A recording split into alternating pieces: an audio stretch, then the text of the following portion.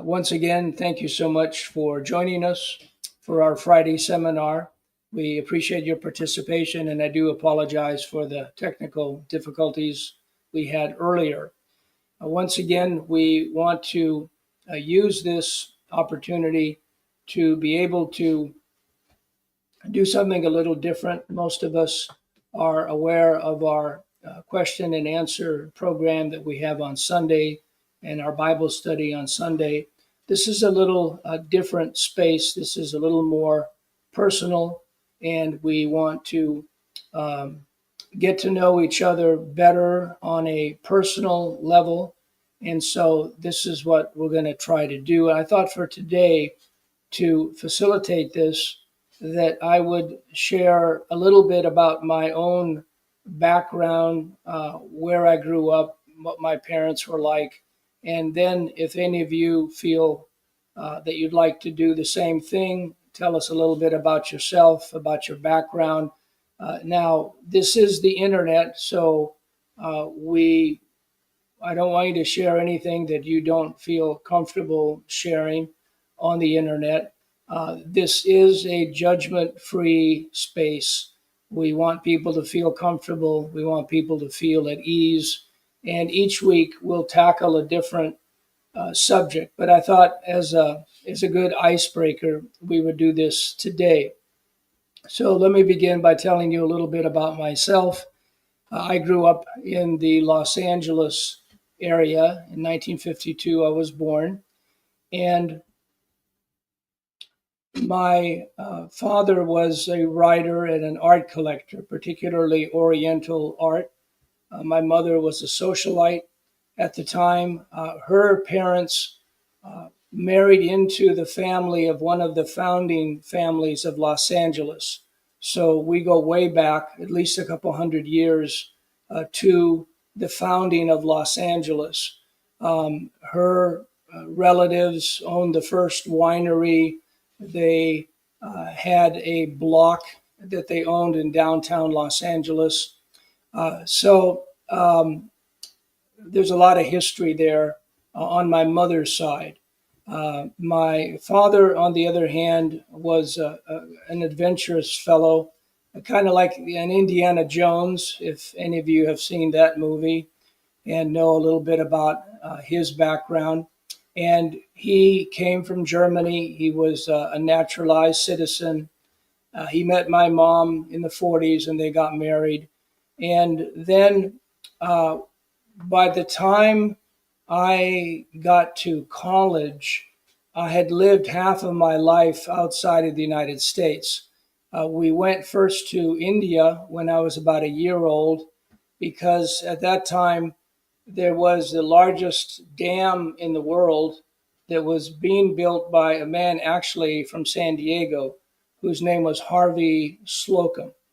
And Harvey Slocum was an interesting character. He didn't have any formal education as far as building dams, but he kind of worked his way up to build probably the largest number of dams in the United States as well as overseas. And this particular one that he was building in India at the time was called the Bakra Dam. And my father, he wanted my father to be the liaison between the Indian government and Slocum, the American engineer who was building the dam. So we were there for about 5 years, and a very interesting time for me as a child, growing up in that kind of environment. And my parents met a lot of dignitaries because the dam was a big deal, not only for India, but people from all over the world, presidents, prime ministers, they came. Khrushchev came, various other leaders from Europe, from around the world came to see this dam because it was a marvel at the time. Now, after India, we came back to the United States for a couple of years, back to Los Angeles, and then because my mother and father were very interested in Oriental art, they decided, let's go to Japan. My father had lived in China when he was a younger man for about 20 years. He had the first German Chinese bank in China. He had an import export company, and he had his own train as well. And so there was a lot of background for him as far as collecting art at that time. Again, we're going back to like the 20s and 30s. He had a very good eye for art. And as a result, he was able to buy things that were extremely valuable at a very cheap price. And so this is one of the reasons why he wanted to go back to Japan. They really liked the culture in the Far East. So we went there for 2 years, and strange as it may seem, I went to an American Baptist school for missionary kids. Now, both my mother and father were pretty much agnostics, even though they came out of Catholic backgrounds. But here I am going to this American Baptist missionary school, in the late 50s, and surrounded by all these missionary kids that became my friends. And I don't recall ever hearing the gospel at the time. I'm sure I did, but I was really not open. Apparently, my ears were very closed at the time. I had no idea of what they were talking about whenever the subject came up. I don't even remember it at all. But long story short, we stayed in Japan, but we found out that my dad had contracted prostate cancer. And so I think they wanted to stay in Japan much, much longer. But because of the cancer, they decided to go back to the United States. And then after about a year, he died.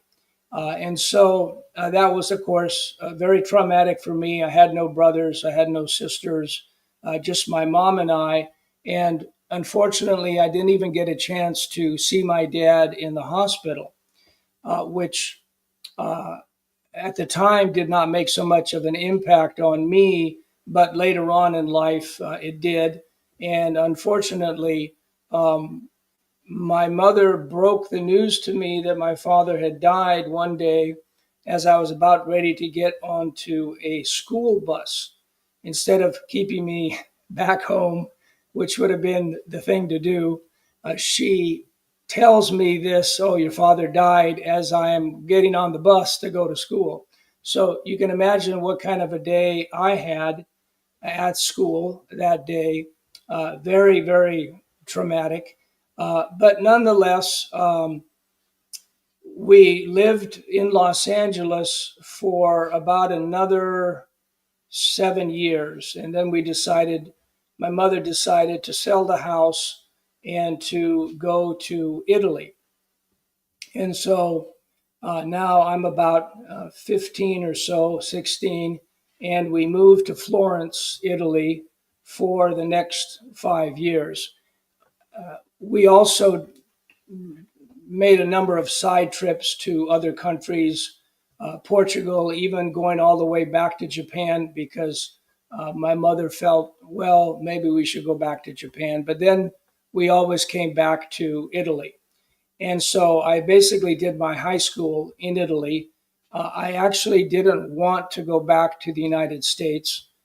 I really enjoyed the Italian culture. I learned Italian.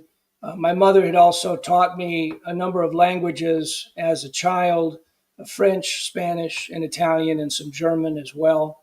So, however, because I wasn't fluent enough in Italian to integrate into their school system, I decided that, or my mom decided at the time, that it probably would be best to go back to the United States, and then I could go to college there.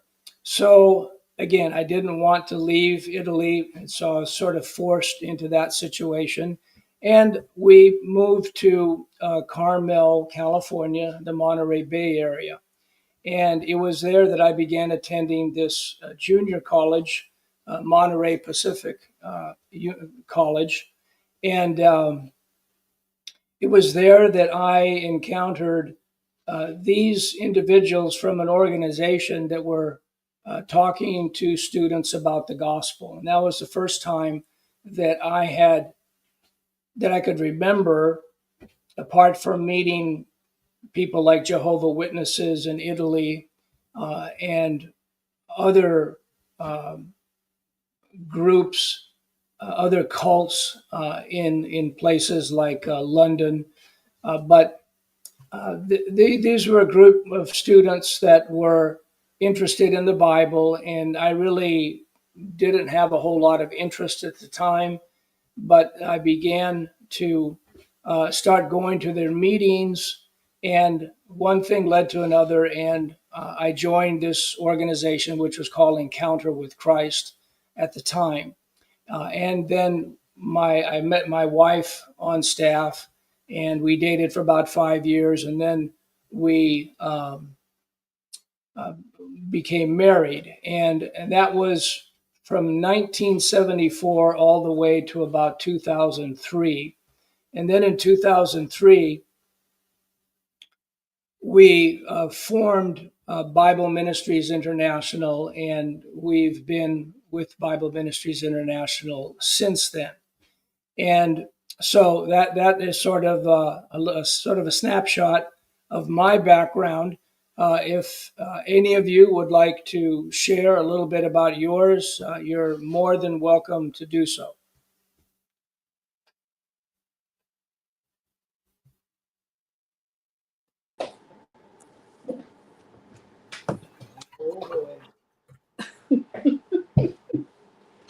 Make it short. Go right ahead, Charlie. Charlie. Please. Well, I haven't got quite a story like that, but I do have a story. So my story starts best way. I'll start with my grandmother. My grandmother, I had a mother at the time, no father, didn't know my dad. So my grandmother raised us, and she had a boarding house in Roseville. Now my family, uncles and aunts, they ran the railroad in a little town called Roseville, switching yard, and my grandmother had a boarding house. And when we were old enough, I would say probably starting maybe second, third grade in the summertime, we had to go and help her. And I gravitated towards the desserts. What happened there is later on, for about 30 years in 1994, I started a pie company in my home. But now I'm going to go back to the boarding house. My childhood, I was raised a Baptist. My grandmother sang in the Baptist choir. We attended Sunday school almost every Sunday. And if we tried to get out of it, if we didn't have a fever, we were putting on our duds and little bow ties, and off to Sunday school we went. I did that probably for about maybe, I don't know, 18 years or so, and then I got married a Catholic woman, and it seems like Christianity kind of left, and I did my own thing. And one day I looked over my shoulders and I said, my life's not going all that great. And but as the word says, I've left my first love, which was Christ. So Christ revealed himself again and started going back to church, and good things happened. I was back to church a few years, and then I met my wife there after 2 divorces. Met my wife there, which is Patty now. We've been married for 26 years, and um, uh, she's well adversed, especially in the Old Testament. Had stayed with it through her life, and now she was raising me up and doing a great job. She educated me in reading. My reading was poor. I was a great athlete. I tried out for the Phillies in '72. Didn't make it. I couldn't hit. I was an excellent catcher. I played football, all of that, and did some cross country. I kept in shape, but my wife in 1999 married, and it's been the best. It's been the best thing that's happened to me. And thanks to Gunther and Lindy. And I think I met Mr. Camping first of all on the airway, and for a couple of years, and then we attended his 50th celebration radio broadcasting of 50 years. We went to their party in Berkeley and met many others there as well. Got interviewed by Bobby Hamlin and Rich Romero. And then Gunther came on board to teach there. He was also on Echoes, I think, taught on family radio as well. And then one day I was able to meet the Von Harringas, the CEO of Bible Ministries. And I got to tell this, and I know Gunther won't be offended. You know, when you hear somebody on the radio, you could kind of a picture in your mind what they look like. And with his voice and all, I thought he was about 6'4", maybe 200 some. And when I saw Gunther, here's a mild, gentle man and well distinguished. And then his wife, Lindy. And I had to share that with him, and we laughed. I hope he still laughs today. But anyway, we've been ever since they're connected to Bible Ministries.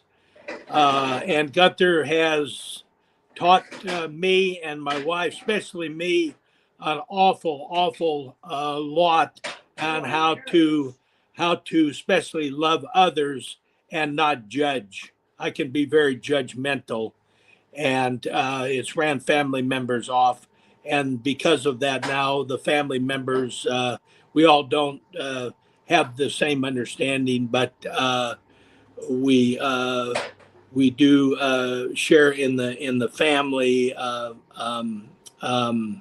What's the word I want to use? Respect for one another. But agree to disagree. Thank you, wife. And she always has the words. So now my wife's a little background. She had a son at a very young age, 15 and a half, and attended every college in Sacramento. Struggled raising her two kids, but by the grace of God, she did. And my wife is very educated and has a beautiful voice. She really can sing. Now, she got that from her grandmother. Now, if you remember her saying that her great grandmother, way down in the generations, was an opera star. So it's handed down to our grandchild in Los Angeles, which performs for Disney or has, and she's been on the world stage. So anyway, my wife and I are very thankful for BMI. We support them, and it just seems to be a very sound ministry. So I think that's about all I have to say. And thank you, BMI. Thank you. Thank you for sharing, Charlie. Appreciate that very much. Anyone else care to share? Feel free if you'd like. Tony? Want to share your life? Yeah. Share your life. No, I'm boring. No, you're not. No, nobody's boring. Very interesting Everybody's got a background. story to tell. I'd like to really hear your I- story, Tony. At least give us a couple of your distinguished gentlemen, you and Eileen. Well, I can start off first to say that he's a very thick-headed Italian. Now he can tell you his story. I have, Mamma He mia. got Mamma out mia. in our 63rd year of marriage. He mellowed out. no, but Amazing. I had a good life. No complaints. I was raised Roman Catholic. We sent our children to Catholic schools, but I was always doubtful about the religion from a kid. I remember my dad had a barber shop, and around the corner from his barber shop was our parish church. And the priests would be walking in the yard with a book, which I thought was the Bible. And I approached the priest and I says, how come we don't have a Bible?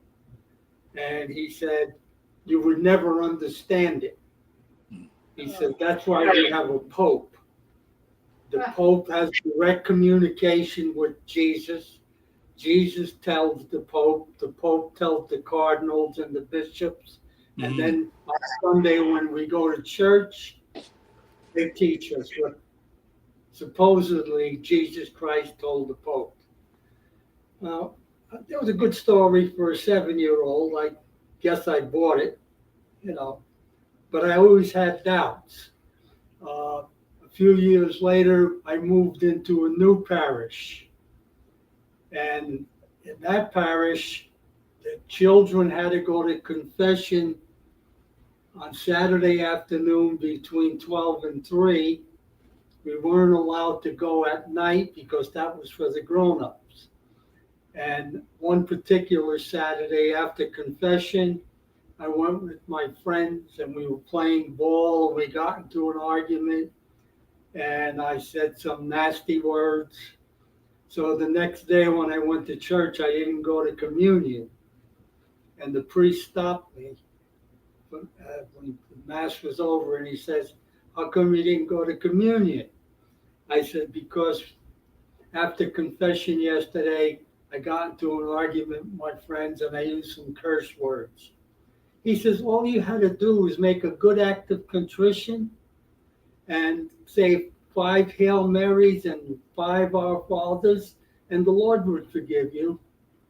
And I said to the priest, then how come I go to confession? You guys told me that you guys give us absolution. He says, no, you can do it. I said, but I don't understand why I have to go to confession. Why don't I just do that just before I go to church on Sunday? And that was the beginning of my doubting of the Catholic religion. Then the boys went to high school. Then my boys that I sent to high school came home with a Bible. Bergen Catholic. It was the Catholic Bible. It was the New Jerusalem Bible. And after reading that Bible, I told my wife, we got to get out of this church. And that's when we left the Catholic Church. And my journey's been, I met Al and Nancy and Sean, and we've been Since then. Jesus' friend, hopefully, since that time. I had a good life. I have a good life, and can't wait to see the Lord. I'm not in a hurry to die, but I can't wait to see the Lord. I talk with him every day, and thank God he called me. That's all I can say. And thank God I heard the call. Amen. Thank you for sharing that. That's beautiful. Yeah. Go ahead, Charlie. Can I ask him a question? Yes. Tony, were you a hairdresser like your dad, a barber? No, I got into retail sales and things like that. Didn't do the barber. except when I went into the service, I told them I was a barber because I heard you got good duty if you did that. And I had an uncle with the same name. I used his license to show proof that I was a barber, but I learned how to cut hair at that point. You played football too. Now So when we had no problems, I had good duty. Now what branch of service were you in? I was in the Army. Okay. Tell them All who right. you met. Tell them who you met. You met Elvis Presley. I met Elvis Presley over there. Oh, wow. Wow. But wait a minute. I didn't realize who he was. I met him. He told me his name was Elvis, but that didn't register with me because half the people that were there were from the South and their name was Elvis. But it was Elvis. But it was Elvis Presley. And I didn't really realize it until he shipped back home. He finished his tour. And I realized who it was. I felt like a real dummy. Yeah. Well, where did you meet him, on the ship, or was he entertaining? No, I was working in a warehouse, and I went to make a pickup from another place, and we were trucked. Our trucks were side by side. He was at the same place, Oh, and while we were waiting, we started to talk. It wasn't long because he got called to unload his truck, but as we talked a little bit, he says, "Hi, I'm Elvis." I said, "Hi, I'm Tony." And we talked a little bit, and that was it. But when I told my family, they said, "Did you get his autograph?" I said, "I didn't even think of it." Oh, wow. Yeah. That's okay. Yeah. Well, Tony, I think you have a wonderful story. How about your wife? Did you have any children? Yeah, well, I was born in Passaic, New Jersey, Beth Israel Hospital, and I lived in Garfield, and where my husband lived in Garfield too. Went to Garfield High School, all the Garfield Public School, and Tony went into the service, and I was working while he was gone. We were corresponded. And when he came out, I did have one exciting job. I worked for the FBI. I took dictation from the agents, the special agents, on their whatever cases they were working on. They would a bulletin in the office. Your name would be on there and what agent you were going to have to take dictation from. Yeah. So I remember filling my steno pad almost in a day and a half. The whole pad was filled with dictation from agents and their cases. So I had my badge, I had a key to the building, and I was there for about a year because I didn't really care for it. And then I wanted to be closer to home.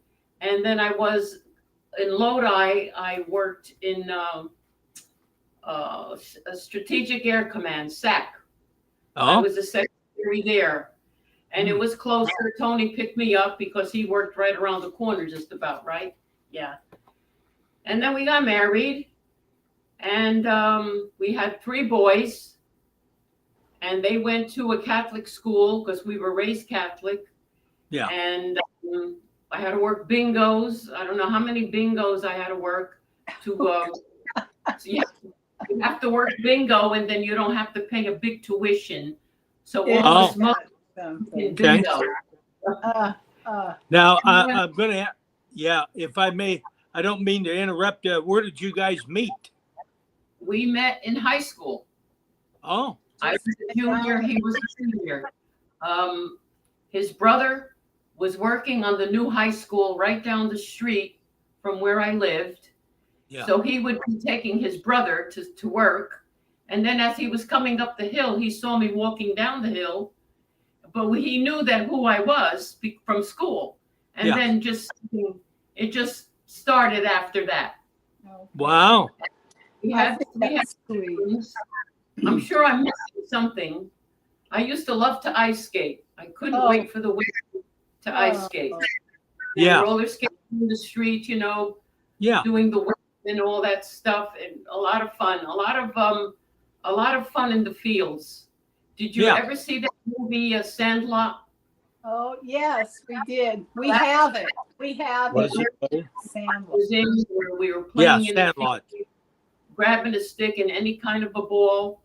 Oh, And we got married in 1960, had the 3 boys. And well, my father was Hungarian. He Hmm. wasn't born there, but he was the oldest of 11 children. Oh, boy. And all the children were born in America. And my grandma and grandpa too also were born in, no, they were born in Hungary, and they came here and had their 11 children on a farm. They all worked on a farm. My oh, dad was a responsible person, being the oldest. He had to keep watching the siblings, so he was kind of a serious, stoic man. yeah. But I saw my dad when he was partying. He wasn't so stoic. He was fun. Okay. The work ethic. He had a great work ethic, Yeah. and he was serious. But when I saw him in other situations, I said, "Wow, this is a different dad." Yeah. Yeah. I remember That's a nice memory. clubs, and we had a dance one time in Garfield in one of the corner halls. Oh, There was a wow. lot in the corner hall where you had the music and the band. Yeah. And I remember it was a Hungarian band, and they played the Hungarian charash. He Yeah. grabbed me off there, and we did that. He swept me off my feet, literally. I was Oh, okay. sweating. I mean, I couldn't believe this was my father because he was so serious. Oh. And Yeah. Good and, you know, memory. yeah, Very That's it was beautiful. my grandma, his mother, my grandma Toth. My maiden name was Toth. She was born in a gypsy caravan. Oh, wow. My grandma, yeah. Yeah. So I mean, other than that, and then, raising the boys, and we got to meet Al and Nancy at church. We were church hopping for a while when we came out of the Catholic Church, and Okay. we went to maybe 6 or 7 churches, and Yeah. we wound up the one that we were pretty much satisfied with was the Pompton Plains Reformed. I think that's what it was. Okay. And that's where we met Al and Nancy and their 3 boys. Yeah. When we first went there, we were looking around. It was rather strange because we came from a Catholic background, when we didn't have Bibles. And I said to him when we were ready to sit, I said, let's go sit behind that couple. They have 3 boys just like us. Oh, I said, maybe we can compare notes someday. So Yeah. we went and we sat behind them. After several weeks went by, I had enough nerve to poke Al in the back. Nancy was at the other end, so I couldn't poke her back. okay. So, he was in front of me. I poked his back, and I Yeah. said, "Is anything broken in your house yet?" So he turned around and looked at me, and he said, "What are you talking about?" I said, "Well, you have 3 boys. Something has to be broken." Oh, We kind of took a laugh to that, and ever since then, the acquaintance became very friendly after that. yeah. And then we decided to come out of church. We came out of the church. My husband and Al decided to let's do this on our own with our Yeah. own studies. Yeah. So we had a group. We had a small group, another group from Clifton, and we met every Sunday. One time at Al's house, one time at our house, Yeah. one time Linda and Frenchie in Clifton. And to tell you the truth, we got a lot more out of it Yeah. because it was personal. The studies were thorough, and we had the concordances. I mean, we liked it. We had Yeah. our own little relationship. And then we Wrong with on the radio. And Yeah. for some reason, when you want to go and turn them off, you just can't turn them off. Yeah, You had you're right. You're right. to listen to what he had to say. And then my boys start listening, one of them. Then he started going to other churches. And then he found out that we were going to all these churches, and he wound up reading. And, the journey is very slow. Yeah. But my husband said the Lord did call us. That's right. That he called us. What happens is that our sin nature gets in the way. Yeah. And Yeah. you have to keep saying, stay with me. Yeah. Stay with me. Because you're easily forgotten if you're not going to stay with me. Yeah. And to keep us on the path that we're supposed to be. Yeah. And and that's about it. And we lived in Garfield, and we lived in Pennsylvania. Then Pennsylvania, we lived in Port Jervis. Then from Port Jervis, we came to Warwick. Okay. We're a little bit closer. We're a little bit closer to our boys, a lot closer to Al, and so it worked out okay. Now, We do you have any grandkids? Yeah, well, we have 5 grandkids and 2 great grandkids. Oh, wonderful. That sounds like us. We have 5 grandkids and 2 great grandkids too. Stephen, Jenna, Marcello, Antonio, and Elizabeth. And the 2 great ones are Meadow. Her name is Meadow. And a brand new baby, 2 weeks old. His name is Jack. Oh, Well, congratulations. They live in North Carolina, so we don't see them a lot. We see Okay. them once a year for their birthdays. So Okay. at the end of June, we're going, God willing, I say now, because there's always something health-wise comes up now. Yeah. But our oldest son is going to come and get us and take us down, and we'll be there a couple of nights. Now that's really nice that they're going to come and get you and bring you down there. That's a very nice thing. Do that, yeah. Well, you have a very nice story. You're a lovely couple. Yeah. And we'll go in a hotel somewhere. He pays for it. He says, "This is yours for 3 nights. Enjoy yourself. I'm going." You never said, "I'm going." Cool. I like Enjoy that. yourself. Friday, Saturday, and Sunday night in the hotel. We're going. I said, all right, thank you. That's really It's okay good. for all things. It's like a vacation. Oh, definitely. Yeah. It's really a nice thing to do. Yeah, so that's it basically. And I'm sure I left a lot of things out, like all of us do. But life goes so fast. Yeah. And I just wish that I knew the Lord earlier. I think he might have been drawing all the while, but I didn't know it. But it is a very secret, personal journey. Yeah. And Amen. To say something. I'm very thankful for many things. You don't want to be seen. Raise your hand. I think Al's going to say. You have to be thankful. You have to be. And once you have that attitude, it seems that you just carry it even when things are not right. Yeah. You. We get our bad days. We do. That's Well, about that's it. all part of life, for sure. Really. But it's wonderful to see that you've both been together for so long. That's a wonderful testimony, and a blessing to see, especially in our day where every other marriage ends up in divorce at some point, and it's just so sad. Our oldest son is divorced. Well, that's what was so wonderful. Raise your hand. They can't see me. I think that's what made Al and Nancy's marriage so special to everyone who has been watching, is the dedication and the deep sense of commitment that was obvious to all of us who ever saw them on Gunther's program. Can you hear Patty? Yes, we can.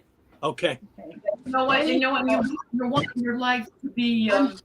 I'm hiding because I've been cooking and cleaning, and I haven't even washed my face today. I've just been busy. But anyhow, like all of you, I was born and raised a Catholic, attended Catholic schools, and won a scholarship to go to Catholic high school because I had such good grades. But my mother was divorced. My father and her married while she was working in Richmond shipyards as a Rosie the Riveter.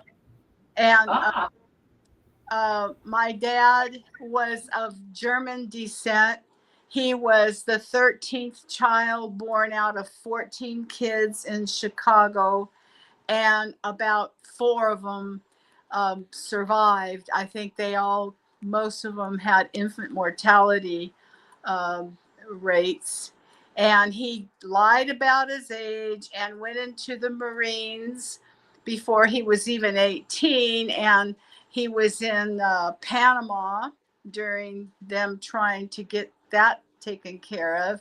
And after he did the Marines, he went into the Navy. And while he was in the Navy, he met my mom in the Bay Area. And my mom was living with one of her dear cousins and her husband while she worked as a welder in the shipyards. So that's my mom's side of the family. I don't know too much about my father's side of the family, except the size of the family. Both his mother and his father, it appears that they were born here, and they were quite poor. I think my grandfather worked in a brewery in Chicago, and he was not a very kind man to his little wife. And they suffered through the Depression very badly. But they were Catholics as well. In fact, I was told by a cousin who found me some years ago that her grandfather and my father, they drove the Teamsters horse wagon. You know, they were staunch Democrats, staunch Catholics, and staunch drinkers. So to make a long story short, my mother and my dad married, and then the war was almost over, and my father missed his Liberty ship, and he thought he could track it down by leaving the Bay Area and hitchhiking down to Long Beach, I think. Well, he was arrested along with another guy, thrown into the brig, and they discharged him. They gave him an honorable or dishonorable under honorable, I don't know what, but the guy had awards for his performances. He wasn't stupid. He was very smart. He just did stupid things. So my mom was pregnant with me, and she went to go see him when they brought him back up to the Bay Area and had him in TI, or Treasure Island. And they told her she could not see him because she was not his wife. My mom, my poor mother. So she and my Aunt Mary and my Uncle Bud, they went and had the marriage annulled, and she packed everything up and moved back to Sacramento and lived next door to my grandmother and grandfather. Now, my grandmother taught herself English. She was the only one who came to this country who could read and write and communicated with relatives in the old country and took care of business here. But she was a devout Catholic. I mean, but she told me, La Mama, read the Bible, because the church will not tell you everything. You read the Bible. So I started to read the Bible at a very young age. And when I was in Catholic school in the 7th grade, I handed out Bibles, and we were only supposed to read John chapter 17. Well, I have that Bible still in my bookcase in here. I stole it from the church because I did not want to give it back. Of course, it's a Catholic Douay version, but I read it and I just was fascinated with Jesus. And I knew that, you know, he knew what I was dealing with, because as a child, my father abandoned me and my mother when I was just 2 years and 3 months old. And my mom married a nice Italian man who wasn't so nice. And she had to work, and he was horrible. And I was scared to death most of the time, taking care of my little sister while my mother worked. And thank God I had a lot of family. My mother's brothers and sister, you know, they were close. But life was not nice. And the boy, my children's father is dead, and I did not even want to go out with him. And my mom says, "Oh, he's a nice man. You should." I was only 15. No, I was 16 years old, and I did not want to go out with him because I wasn't interested. I wanted to go to college, but my mom said she could never afford to send me to college. She had that mentality that I was just going to meet a nice boy and get married and make grandchildren for her. So it was hell. Anyway, I'm here now, and I would not be here now because so many things occurred during my life. I should not be here. And God is the one who had me by my hand. He led me through fires. He answered prayers. He got me to where I am now. And I was a single mom for 20 years and raised the kids, got them going. And I really wasn't interested in a boyfriend. I was too busy working, sometimes 3 jobs, because my daughter went to a university. And then I had a friend who had started a ministry, a Christian singles ministry, and she would put on these dances. And Linda would tell me, "You need to go to the dances." And I said, "I don't want to go to the dances." I says, "It's the biggest, phoniest bunch of junk I've ever seen in my life." I says, "The men strut around like peacocks, and the women are all sitting there in little groups hoping somebody will ask them to dance." She says, "Well, I need somebody to take tickets or give tickets, take the fee and whatever." So I went, and that's where my husband was.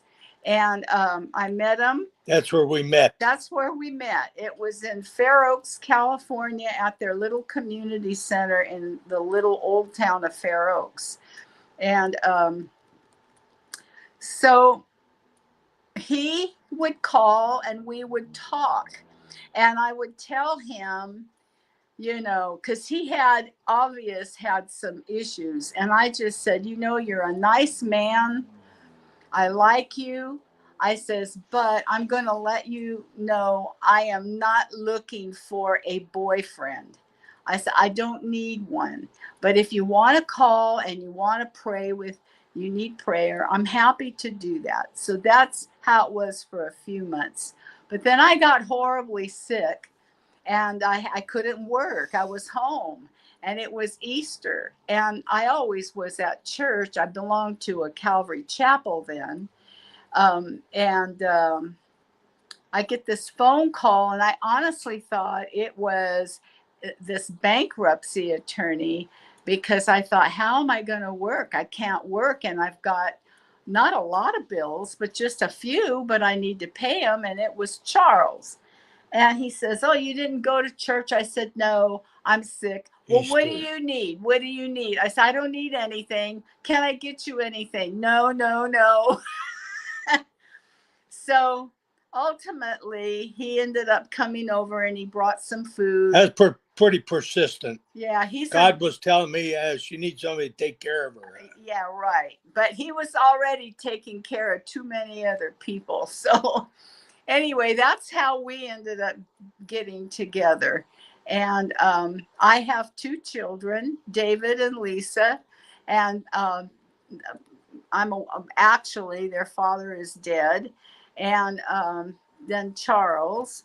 And I'll tell you right now, if it were not for the persistent prayers of Lindy and Gunther, I probably would not be here sitting next to this man. And I always looked for the right answers, and I knew I could always get them from Lindy and Gunther. They always provided the right thing for me I needed to hear. Since I didn't have my mom, I had no father. I never saw my father again till I was about 12 years old. And then shortly after that, he passed away, and I didn't even know it until I was about 19. So God has been with me, and he still is, and he's with all of us. And it is a miracle. It is a process that he takes us through. But all of our trials and all of our situations that have been painful are to develop those fruits of the Spirit in us as we grow. And I'm thankful. I'm thankful for my family and the Lord, for you people and others that couldn't join today. I'm thankful for my husband.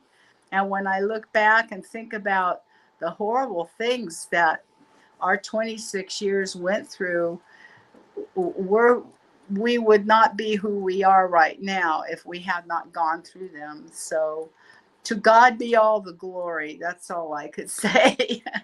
But I love listening to your stories. They're beautiful stories. And yeah. And Al, if I could come back there and sing with you guys at your senior places, I would. I used to do that. I had a senior ministry with my late friend who passed away. She moved to Australia. And then with another young lady, we used to go to senior centers and we would sing. So anyway, that's who I am. That's who Charlie's wife is. So, thank And I you. could say one more thing that I forgot. My mother, of all people to forget. My mom's she's gone now 35 years. She was born in Italy. Oh. In northern Italy. She's the blonde, blue-eyed person, and all her brothers and sisters, blonde, blue eyes. Yep, that's the Northern Italians. My family was go ahead. 7. I think she came here when she was 7. Okay. And with her brother and another sister. And then she came with her mom, her mom and my aunt, her brother, sister, and herself. And then my grandfather came about, maybe a couple of years later. He just wanted them to get settled in America with other relatives. And then he came. And she was one of 5. She has 2 sisters and 2 brothers, but now they're all gone. But she was from Italy, and northern Italy, up really near the top there. With and they're all blonde up there. It's beautiful up there. Yeah. We're really up there. And he wrote an article about there's nothing more beautiful than a blonde from Northern Italian. The blondes from Northern Italian are the best. So she cut it out. I found it and I kept it. That's cute. She was proud of her Northern Italian blonde hair. Yeah. Well, my family all had very jet black, curly hair, dark eyes, and their skin was not dark. It was just kind of all over. But we do have blondes in the family, but I miss my family. I miss my grandmother, my grandfather, all my aunts, all my uncles and cousins. And now I'm the next. We're the next. We're what's left. And it's not a lot of us. So anyway, talk with you, and congratulations on 62 or 63 years of your marriage. And Al, you have wonderful friends, and I'm sure that you and Nancy cultivated beautiful relationships all the years that you did your ministry. So, Very, very kind, generous friends they were Yeah. and are still. Yeah. Hard to come by these days. Really, for a long time, a friend, acquaintances is different than a friend. A friend is something that stays with you Yeah. in anything, It can't be 100%. We understand that we have our lives, but we have the prayer and the kindness, and that's what's the important thing. Oh, yes. Very much. Yeah. Well, thank you very much. Thank and you. nice to make your acquaintance. Next time I'll make sure that I have perfect lipstick on, and I'll put. Oh, are you eyebrows. kidding? Look at me. The only thing I did today was brush my teeth and put on a dress. That's it. I mean, I haven't combed my hair. I haven't done much of anything else. Charles has been busy. It's been nice to be home without having to be anywhere. We're constantly having to go down into Folsom for something or do this or do that. And today has just been a beautiful day of being home. So Yeah. I like that. Anyway, We'd be here, time goes. I said, why is time going so fast when we're not working anymore? I mean, between cooking and cleaning and going for air and taking a little walk and going to the store, the day is done. I said, You're right. But it goes just and half of the year is already gone. It's hard to believe that we're already into June already. So, but Al wants to talk. So Al, sure. go ahead wherever you are. He's been very patient listening to us old people. I didn't necessarily say I wanted to talk, but No, you don't have to, Al. no, I could tell you a little something if you want. Yeah. Sure. Oh, it's up to you, Al. I mean, I think I mentioned this to Gunther already when he was here, that most of my youth, I mean, let me just say there's two things in my life.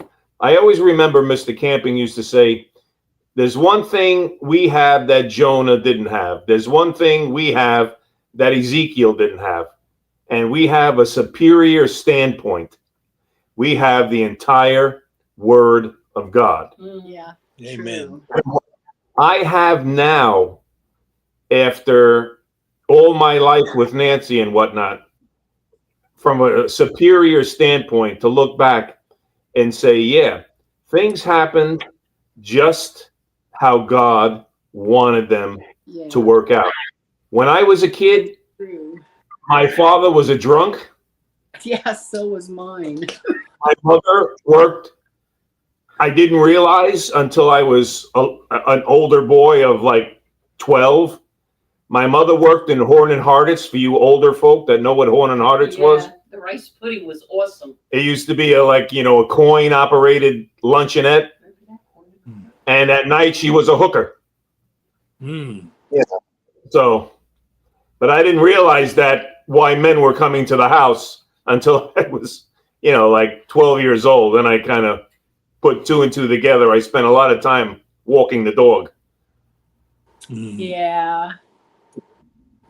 It didn't, my life really didn't, it turned when I turned 14 and I met Nancy.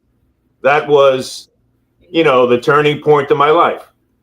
That was the person I don't know. When we first met, I don't want to use the word magical, but, like I said to Gunther, if there ever really was in life something truly called love at first sight, that was it.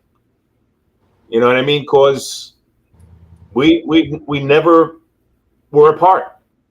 And the second greatest thing in my life, I mean, I can tell you what it is. It's Galatians 1:15, where God says, when he's talking with Paul, God, who, when it pleased God when he separated me from my mother's womb and called me to Jesus Christ.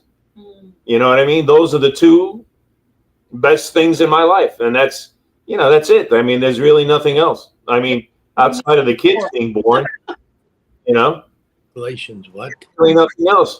I mean, I cry still today, and she's been gone for 6 weeks. And I don't think I cried for 6 minutes when my mother and father died. You know what I mean?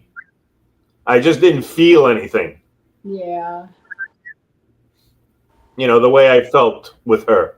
She was, everything. Well, God gave her to you. Yeah.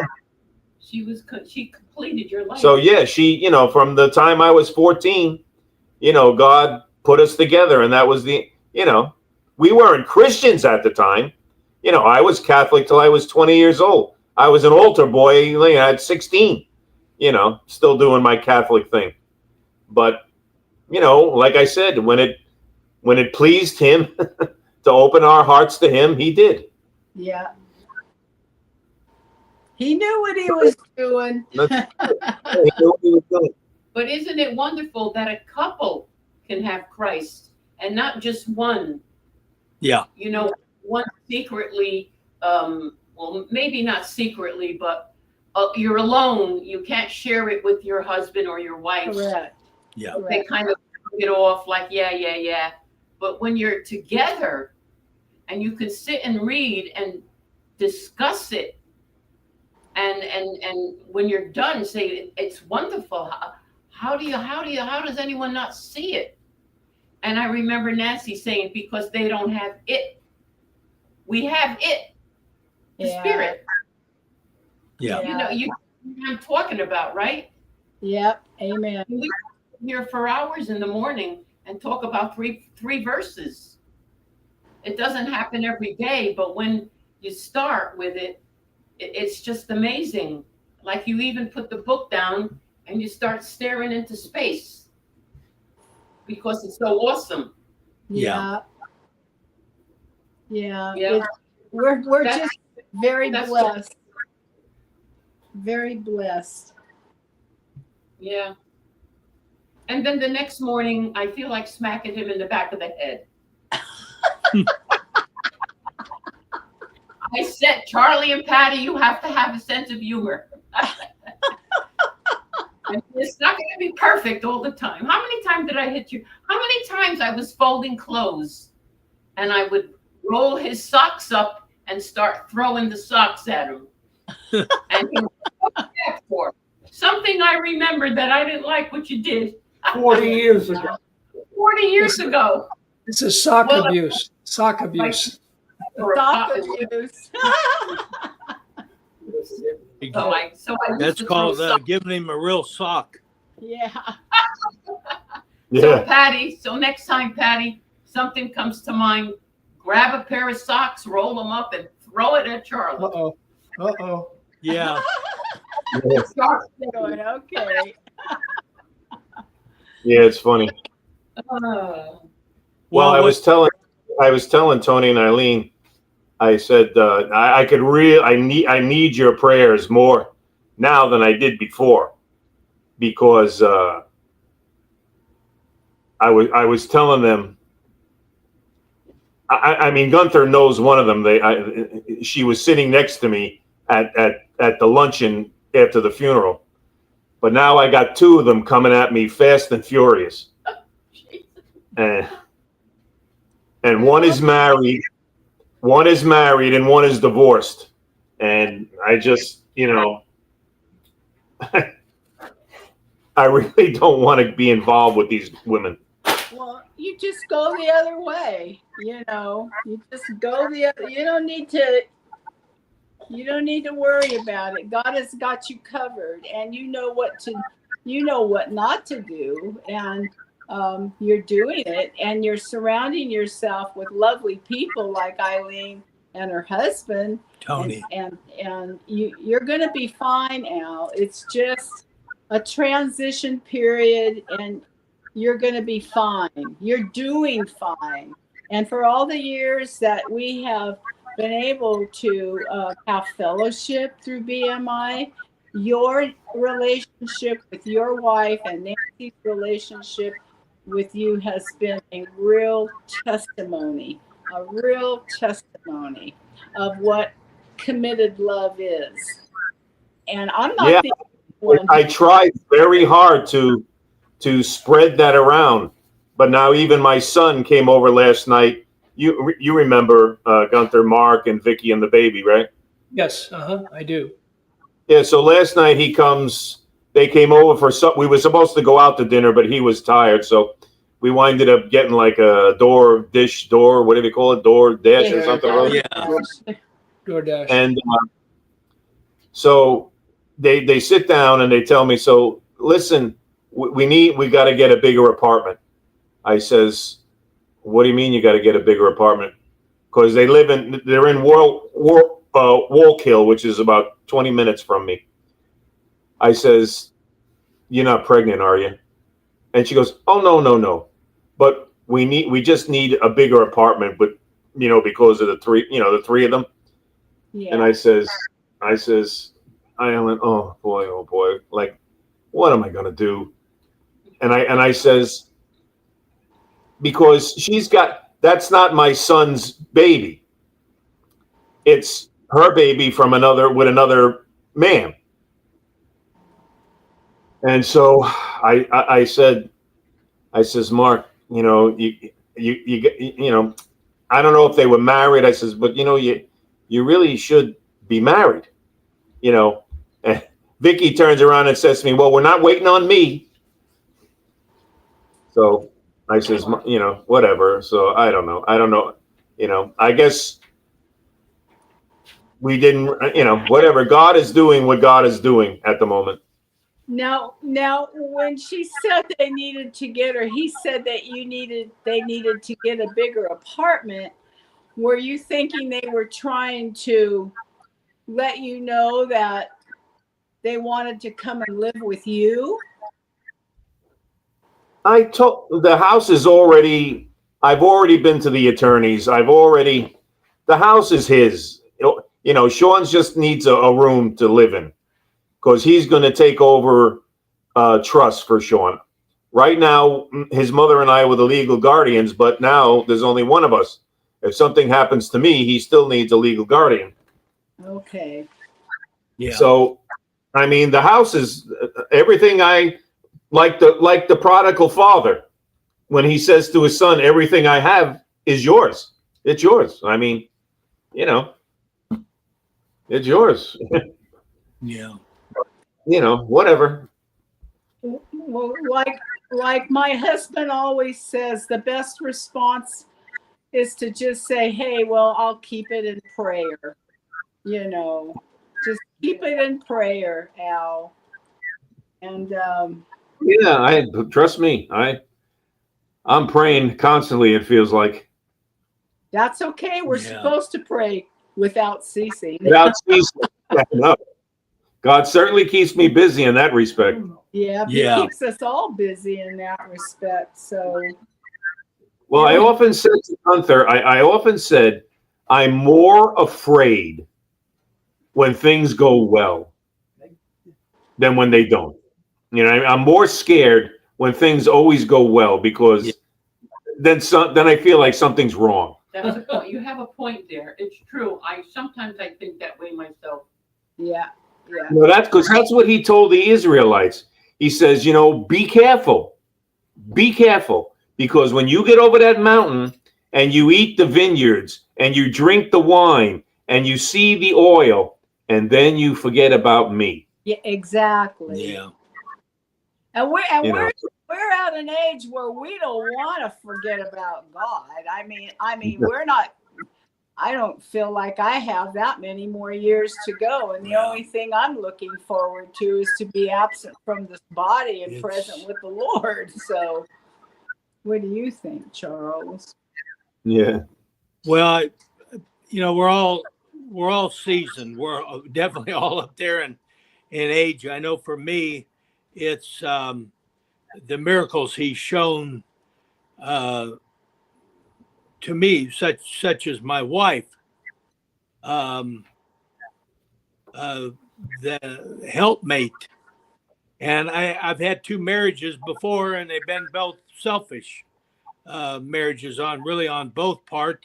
I never had a father, and the father I did have at 13, like you, Al, was he was an alcoholic and abusive. So I never had an image what was a dad Father figure. and a father figure. So, Christ is our figure. but the Lord has just brought us together as oneness, and we have children, and they don't agree with our understanding. And grandchildren and two great-grandchildren. So we just lift them into prayer. Always.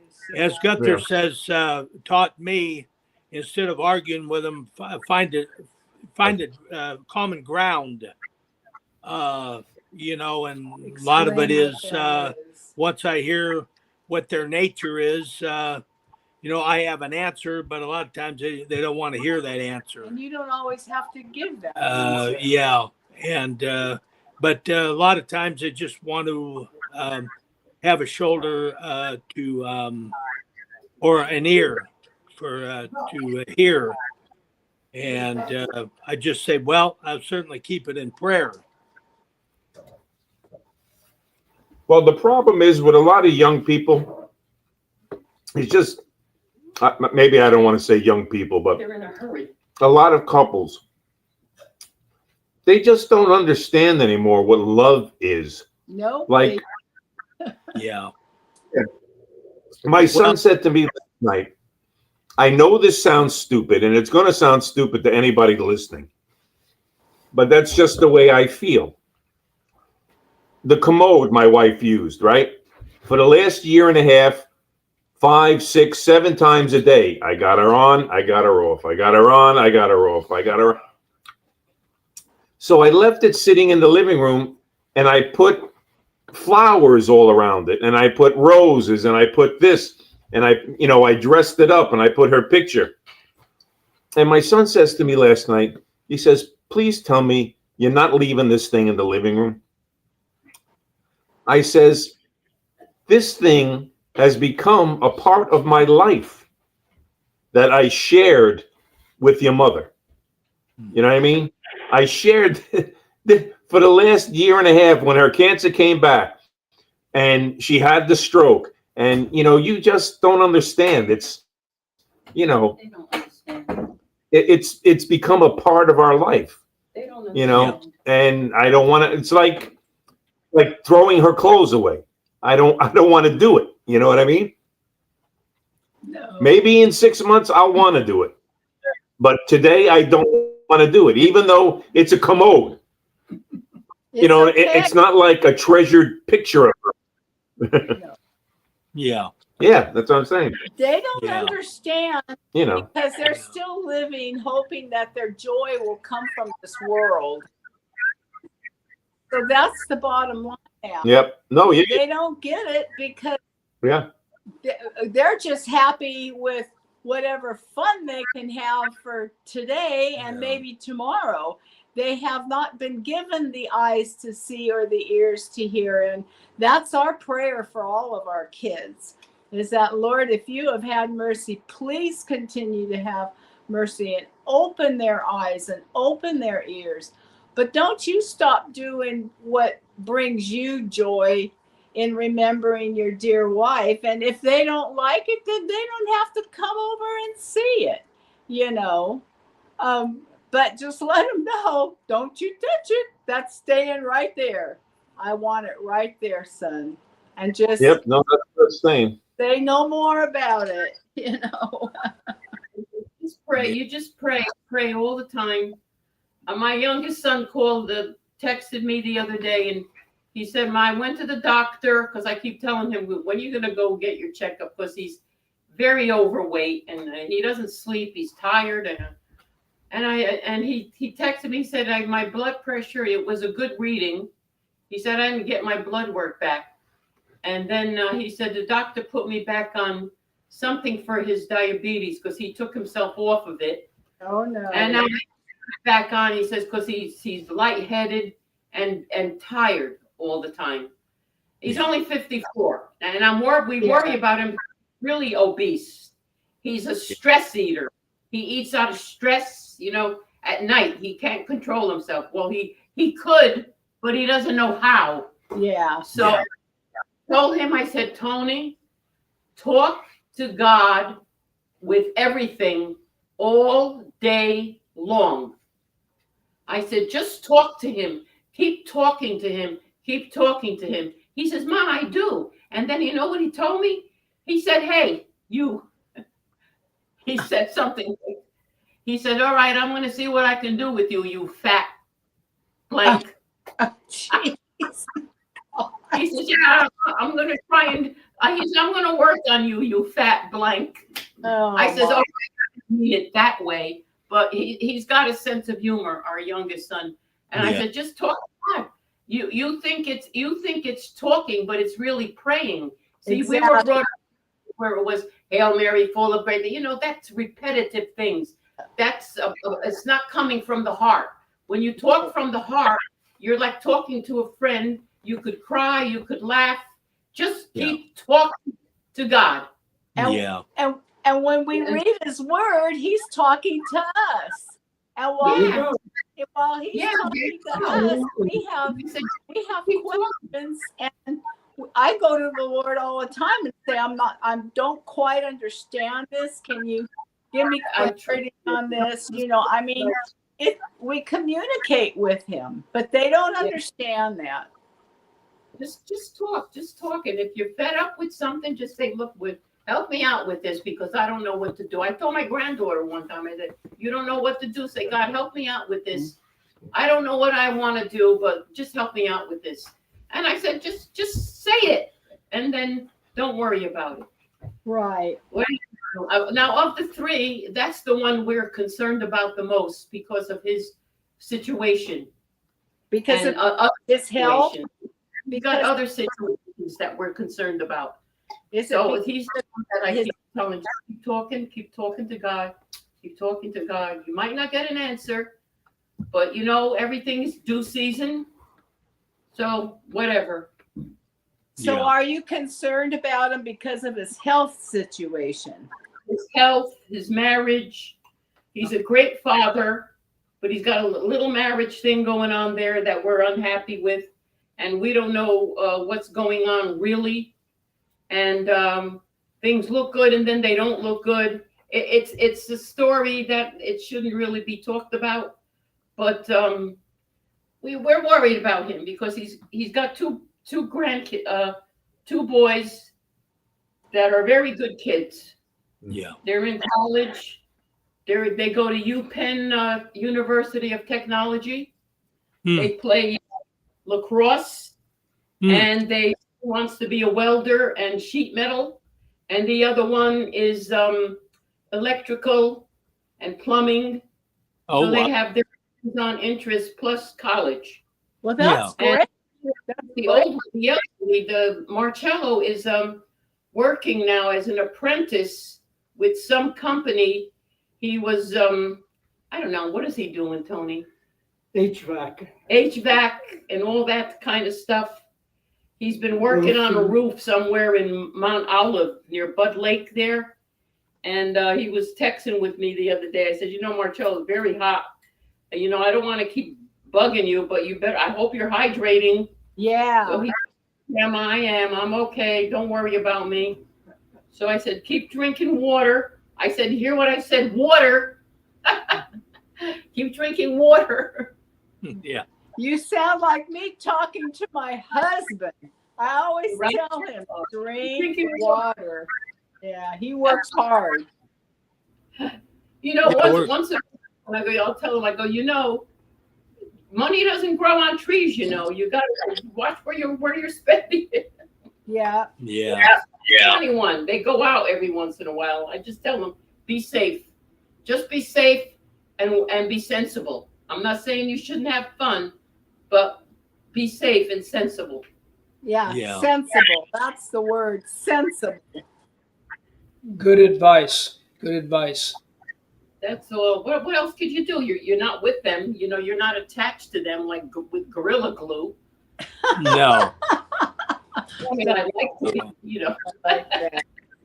Yeah, and it seems to be the more you preach to them, They go the opposite direction. Right. Very true. Very So I usually hear a story from my kid, and whatever the issue is, and if they ask my 2 cents worth, I let them know. And but we'll just keep it in prayer. That's all you do. Yeah, They call God me can move the hearts. There's not much we can really do. No, you can't. You try and be an example. Prayer. And sometimes it doesn't even help. But you pray. You just pray. Yeah. Prayer. And we always want to remember we want to try and keep the doors opened. We don't want to create strife and ugliness and if they have like your son's diabetes and all, we'll certainly keep it in prayer. And more like, he knows what to do, but unfortunately, until his health gets to the point where his back's against the wall, a lot of times we don't. I eat in comfort. I find great comfort in food. Yes. So what I try and do then is I try and turn to the Word of God and read, and then the next day I try and get out and walk more, physical exercise, but it's a tough one. The walking really helps. It helps a lot. It releases endorphins, Yeah. You're about the endorphins. Yeah.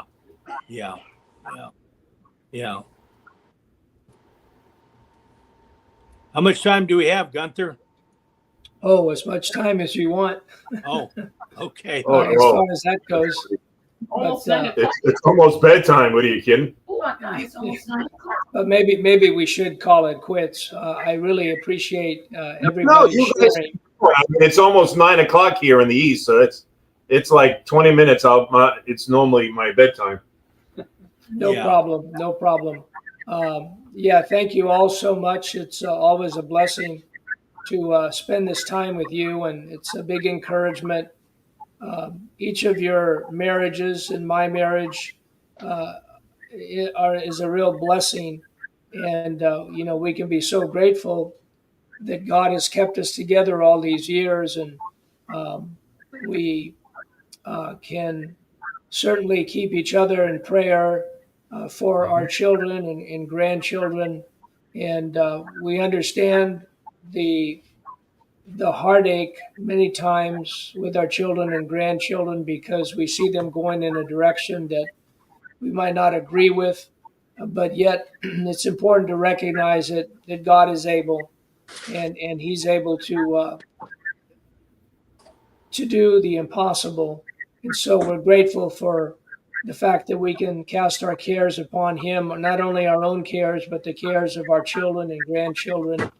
And we'll certainly be praying for your three boys, Tony and Eileen, as well as, of course, for Mark and Vicky and Ariana, and also Kevin and his family, because we know how important that is.